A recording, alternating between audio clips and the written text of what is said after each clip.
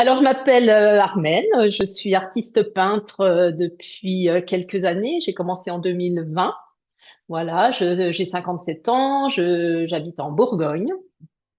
Et ma passion pour l'art a débuté à mon adolescence, quand j'ai eu la chance d'aller à Beaubourg voir des peintres comme Mondrian, Malevich et Kandinsky, où j'ai eu un vrai coup de cœur, ce qui m'a donné envie d'aller étudier en histoire de l'art, jusqu'au doctorat d'ailleurs, donc pendant de longues années où je me suis intéressée beaucoup au surréalisme.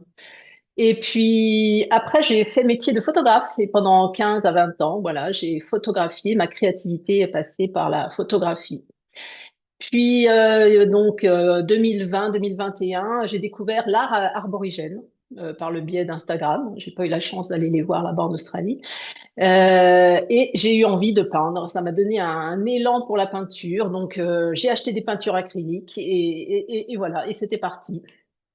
Et maintenant, mon but, c'est d'être, mon envie en tout cas, est d'être peintre à plein temps. Voilà, je sens que c'est une véritable raison d'être, une joie profonde d'apporter tous mes visuels au monde. Voilà, et il y a deux phrases qui m'ont vraiment impactée, qui sont à la base de la création de mon art. C'est la phrase de Kandinsky sur la nécessité intérieure, voilà, et la phrase de Nikola Tesla qui nous dit que si on veut comprendre les secrets de l'univers, il faut penser en termes de fréquence, de vibration et d'énergie. Alors, ces deux choses, la nécessité intérieure et la vibration, parlent beaucoup de mon âme. Et je suis une artiste qui met l'âme humaine en vibration. Alors, mon univers artistique, ben, il est tout écrit dans mon prénom. Mon prénom, c'est Armel. C'est aussi mon nom d'artiste, tout simplement. Et on peut l'écrire sous la forme art, A-R-T-S, plus loin Mel, M-E-L-E. Alors, mon art mêle quoi, finalement? Alors, plusieurs aspects. Tout d'abord, ce qui est nécessaire pour tout art, à mon avis, c'est des qualités d'esthétique et d'harmonie, hein, qui sont attendues d'une œuvre d'art. Après, il y a un autre aspect très important, c'est ce que j'appellerais la vision. C'est un art visionnaire qui, j'aime à dire qu'il représente une réalité qui est au-delà de ce qui est visible. Voilà, il nous invite à contempler, je dirais, la complexité et la beauté des dimensions spirituelles. C'est un art qui nous enseigne, en fait, notre place d'être humain dans l'immensité du cosmos. Voilà. Troisième point, je dirais que c'est un art vibratoire, parce qu'il utilise consciemment la vibration. Alors, tout est vibratoire, hein, comme nous le disait Nikola Tesla, mais moi, j'en fais une utilisation consciente et assumée. C'est-à-dire que je vais utiliser la vibration des couleurs, la vibration des formes géométriques, voilà, qui a un effet très profond sur le spectateur, celui qui va regarder. Et bon, pour l'instant, ma forme géométrique de prédilection, c'est le cercle. Je suis fascinée par la puissance de la perfection du cercle, qui nous ramène à notre unité fondamentale. Voilà, et je pense souvent au carré blanc sur fond blanc de Malevich, et moi, je crois que je pourrais faire le rond blanc sur fond blanc, et je pense que ça serait le summum de mon art. Voilà. Et un autre aspect de mon art, c'est un art intuitif. C'est-à-dire que je laisse mon intuition guider ma création, hein. Et que le plus gros du travail, en fait, c'est d'empêcher mon mental d'intervenir, d'interférer dans les intuitions qui descendent, qui arrivent. Voilà.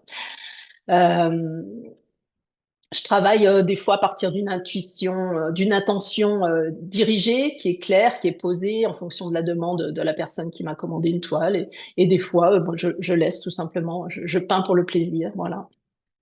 Et le dernier aspect de mon art, je dirais que c'est un art de transformation, un art guérissant. Euh, voilà, le fait de tout simplement regarder la toile sans chercher rien d'ailleurs, hein, même quelqu'un qui n'est pas au courant de tout ce qu'il y a dedans, simplement peut se laisser toucher, transformer. C'est ces couleurs et ces géométries peuvent aider à réduire le stress, calmer le mental, nettoyer nos chakras, unifier notre corps et notre esprit. Voilà, il peut même aussi nous propulser dans quelque chose comme la germination d'un éveil spirituel, où on peut s'ouvrir à la conscience, une nouvelle conscience, quelque chose de plus grand, plus élargi. Voilà, c'est un art de transformation. Voilà, et juste à se laisser vibrer, se mettre en résonance avec la vibration de ce qu'on observe. Alors, une anecdote sur mes tableaux. Alors, il y en a une qui m'a particulièrement frappée, c'est qu'un jour, en fait, c'est un de mes tableaux qui m'a enseigné ma mission d'artiste et qui m'a donné mon nom d'artiste. Euh, j'ai une baseline qui dit l'étoile d'Armel. Alors, l'étoile d'Armel ou bien l'étoile d'Armel. Et dans ce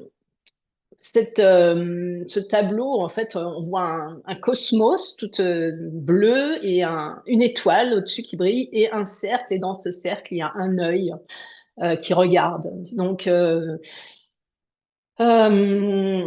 c'est là que j'ai compris que justement, dans mes toiles, il y avait cet aspect visionnaire de montrer quelque chose de l'invisible, quelque chose de la vibration, l'harmonie du cercle qui permettait d'ouvrir le troisième œil, d'ouvrir la conscience, voilà.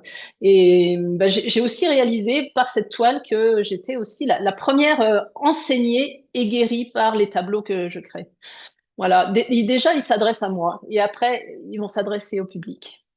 Et j'ai trouvé que c'était pour moi un beau moment de découvrir que tout était écrit de mon identité dans cette toile.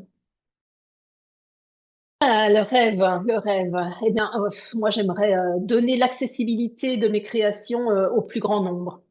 Alors, j'imagine, je rêve que mes toiles envahissent, alors entre guillemets, hein, les villes, les parcs, les lieux publics, les entreprises, pourquoi pas les églises, tous ces endroits où les gens vont et peuvent avoir besoin de se poser en face de quelque chose qui les régénère, qui leur fait du bien, qui les fait vibrer, voilà, qui puissent venir se ressourcer. Enfin, ouais. Même ma vision la plus claire, c'est les parcs dans les grandes villes où il y aurait des sortes d'alcôves dans lesquelles il y aurait mes peintures et les gens viennent, se posent devant et repartent. Et ils se sont nourris, peut-être sans avoir conscience, mais voilà, c'est mon rêve.